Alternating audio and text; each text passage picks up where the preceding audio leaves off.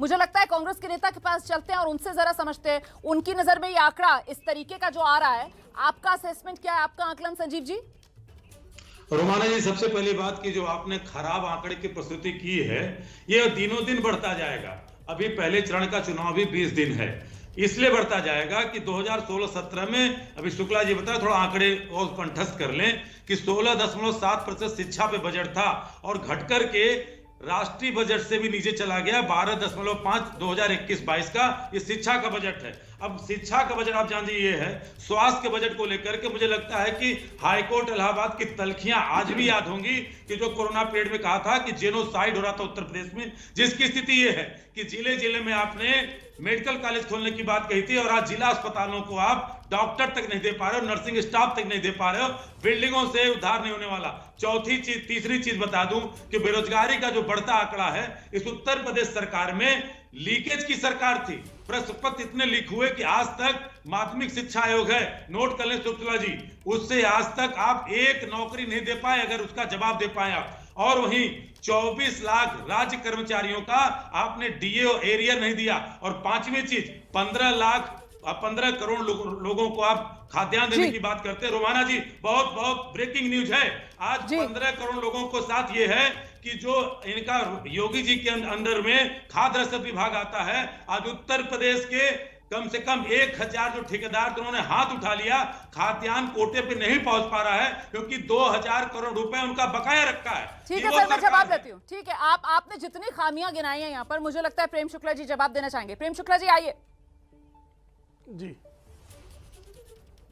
देखिए, बड़े बड़े बाल जाए गदहिया का है कितना पानी अवधि कहावत है। जिनकी एक सीट जीतने का ठिकाना नहीं, वो बातें कर रहे हैं और बातें वो कर रहे हैं। देखिए, उत्तर प्रदेश में हमने कहा था हम किसानों का कर्ज माफ करेंगे, 36,000 करोड़ रुपए का कर्ज पहली ही कैबिनेट बैठक में माफ कर दी।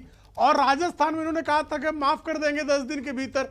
राजस्थान में बेचारे किसानों की जमीन नीलाम कर रहे हैं। नहीं, राहुल गांधी 420 की केस के अभियुक्त तो है ही, बेल पर बाहर हैं, लेकिन उनकी 420 किस तरह की है यह राजस्थान में स्पष्ट हो रही है।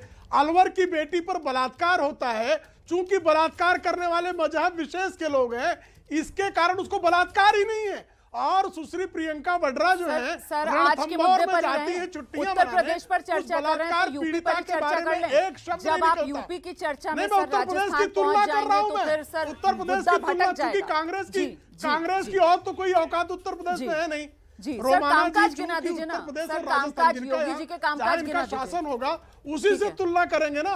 उत्तर प्रदेश में हमने अपना विकास कार्य गिनाया और किस तरह से कांग्रेस कुकर्म करती है और कुकर्मी कांग्रेस के कुकृत्यों को हमने राजस्थान का उदाहरण देकर आपको बताया। लेकिन आप ये जानते हैं कि उत्तर प्रदेश की जनता के पास यूपी में योगी के मुकाबले विकल्प में कांग्रेस नहीं है।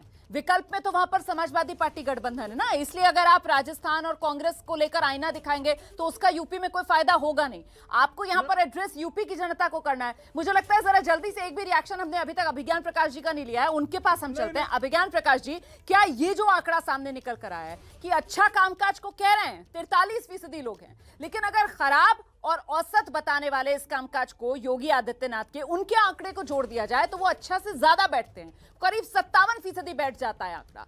तो क्या ये मुश्किल बढ़ाने वाला आंकड़ा नहीं है बीजेपी के लिए, तब जबकि पोल ऑफ पोल्स भी दिखा रहे हैं कि 2017 के मुकाबले बीजेपी को इस बार करीब 100 सीटों का नुकसान हो रहा है?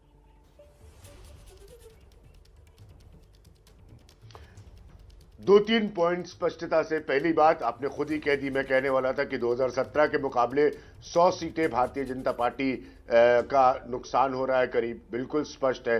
दूसरा पॉइंट रोमाना, हम और आप चर्चा कर रहे हैं लगातार, मैं बहुत वक्त से कह रहा हूं कि अखिलेश यादव को 7 से 8% का अपना पुल लाना पड़ेगा, जो कि अभी तक अखिलेश यादव लाने में कामयाब नहीं हो पाए हैं।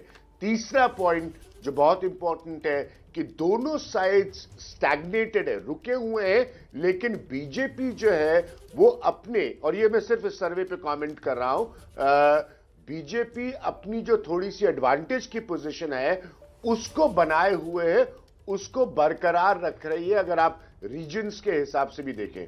चौथा, पहले भी कह चुका हूं, आज फिर दोहराता हूं कि तजुर्बे के आधार पर ये जो 21% का आप जिक्र कर रहे हैं, अगर इसमें से कोई तब्दीली किसी साइड के लिए होती है, क्योंकि सही बात है कि 21% औसत और उसके बाद जो खराब काम कह रहे हैं, यहां पर कोई कहानी तब्दीली अगर होती है, जी 38% खराब कह रहे हैं, तो यहां पर कोई कहानी अगर बदलती है तो वो किसी भी साइड को इंपैक्ट कर सकती है। अगर वो बीजेपी के खिलाफ बदलती है तो बीजेपी को प्रभावित कर सकती है नेगेटिव तरीके से। अगर वो पॉजिटिव तरीके से कन्वर्ट होती है समाजवादी पार्टी के लिए, अखिलेश यादव के लिए, तो जो मैं लगातार आपसे कह रहा हूं इतने लंबे वक्त से कि उनको 7-8% का खुद का पुल चाहिए, क्योंकि वो अकेले चेहरा है अखिलेश यादव। भारतीय जनता पार्टी में पहले से कह रहा हूं कि बहुत बड़ा उसके पास मोदी फैक्टर है। 14, 17, 19 जीत के नायक जो है वो नरेंद्र सर, आप मोदी मोदी फैक्टर की बात कर रहे हैं, मुझे लगता है जरा प्रदीप जी के पास चलते हैं और उनसे समझते हैं कि सर बीजेपी के पास जो सबसे बड़ी यूएसपी है वो डबल इंजन वाली बात जो बार बार बीजेपी की तरफ से की जाती है। और ऐसे में सीएम योगी के कामकाज को लेकर भले ही अगर 3 कैटेगरीज में आप देखें तो अच्छा कहने वाले सबसे आगे हैं इस वक्त 43% लोग, लेकिन औसत बताने वाले, खराब बताने वाले अगर जोड़ दिए जाएं तो वो तो इस अच्छा से बहुत आगे निकल जाते हैं ना। तो क्या ये डबल इंजन का पुल भी इस वक्त इस आंकड़े को बदल नहीं पा रहा है? ये मुश्किल बढ़ाने वाला आंकड़ा है क्या? नहीं, देखिए रोमाना जी, मेरा मानना है कि औसत जो कहते हैं, औसत का मतलब है कि सरकार के कामकाज से पूरी तरह संतुष्ट नहीं है, लेकिन वो इतने नाराज नहीं है कि उसको खराब बताएं और सरकार के खिलाफ।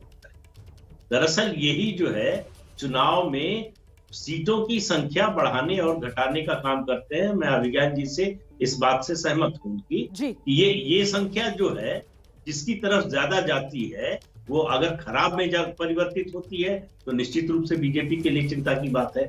लेकिन अगर ये अच्छे में परिवर्तित होती है या इस रूप में होती है कि ये पूरी तरह संतुष्ट न होने के बावजूद पार्टी के खिलाफ, सरकार के खिलाफ वोट नहीं देने जा रहे हैं, तो ये बीजेपी के लिए चिंता की बात नहीं, समाजवादी पार्टी के लिए चिंता की बात। और देखिए इस तरह के आंकड़े, मुझे लगता है कि सरकार के कामकाज के बारे में लोग शुरू के 3-4 सालों में मन बना लेते हैं। ऐसा नहीं है कि पोलिंग से 3 दिन पहले सरकार के कामकाज के बारे में लोगों की राय किसी भी तरफ बदले, अच्छे या बुरे के लिए।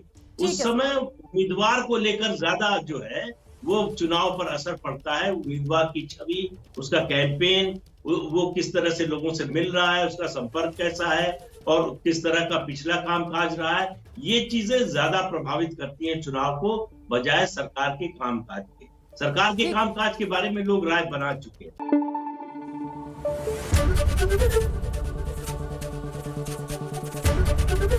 एबीपी न्यूज आपको रखे आगे।